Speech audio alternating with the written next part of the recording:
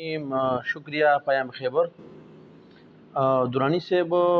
تاسو خبره د بجلی د لوډ شیډینګ باره کې وکړه نو چونکې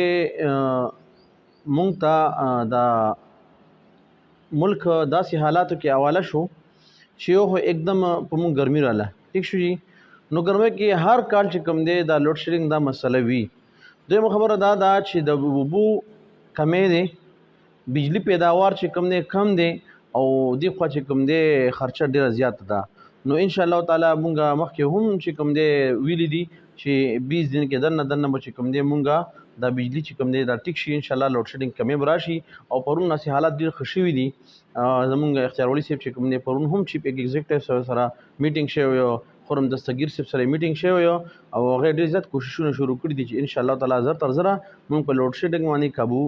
ونیسو نن هم چې کوم دی سهار راسي مونږه په کمنی باغ پیډر باندې کار شروع کړی دی چې کوم علاقې په کمنی باغ پیډر دي خصوصا وته اسماعیل خیل او ډیرکټي خیل او داسې چې کوم دی ایلیټ پورس ته بدرخی دي نو هغه چې کوم دی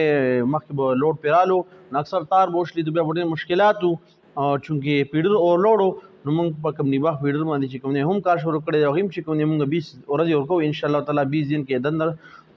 نه دا مسله به ان شاء الله تعالی حل شي او نوې پیډر افتتاح وکوي او ان شاء الله تعالی 15 ورځو کې د کمنی باغ پیډر هم موږ افتتاح کوو کله چې دا ته وایي په دې ګرمۍ کې روشن دي او په جیب کې چې کوم دي په پټ دي بل 50 سال خو ما عمر ته زنده کله دا کیسه دا اورم جی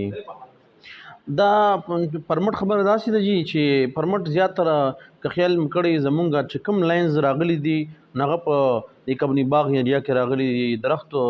د خکته دي کنه جی نو آلته آی کټینګ وي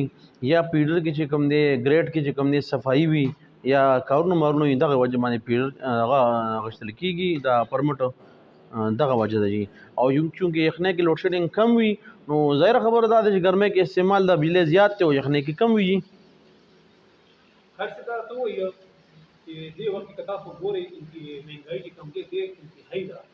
که پټرول تاسو ګورئ بلوک باندې پات راځي تاسو باندې پات راځي اخر دې څه وایي د مهنګای وجوهات دا دي چې دینه مخکې چې کوم دا نه اهل ټوله راغلی و نو هغه آی ایم ایف سره داسې معاهدې کړي دي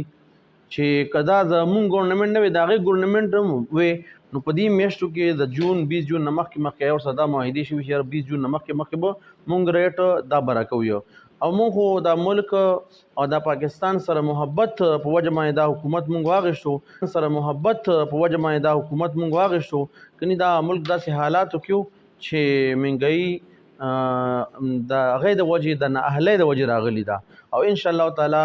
دا تاسو یقین دهانی کوم چې 2 میاشتو کې دنه به ان شاء الله ملک ډیر ښه حالت تشي پرون تاسو پی ټی اف دغه کتلې وي چې دا مونږه دا ګری لیست نه وته حالانکه کله دوی حکومت وې دا بچ کم نه بلیک لیست اوریدل الحمدلله دا زمون قائدین شهباز شریف صاحب هغه ډیر زیات کوششونه شروع کړي دي ملک به ان شاء الله تعالی ډیر ښه حالت تراشي ان شاء الله تاسو دې وخت دا وتی چې د نواز شریف چې کوم دي ملک نه بار دي آی هغه سره تاسو امکانات شته ان شاء الله ډیر زر برازي ډیر زر به ان شاء الله تعالی خپل وطن ته واپس کیږي او ساګار سے خوري زر روان دي او ان شاء الله نواز شریف سے هم روان دي کاری څه 2023 الیکشن په حواله باندې جی ډیر ګرمه ګرمه دي په حواله باندې 2023 کې ان شاء الله تعالی مونږه پنجاب کلین سویپ ته ان شاء الله تعالی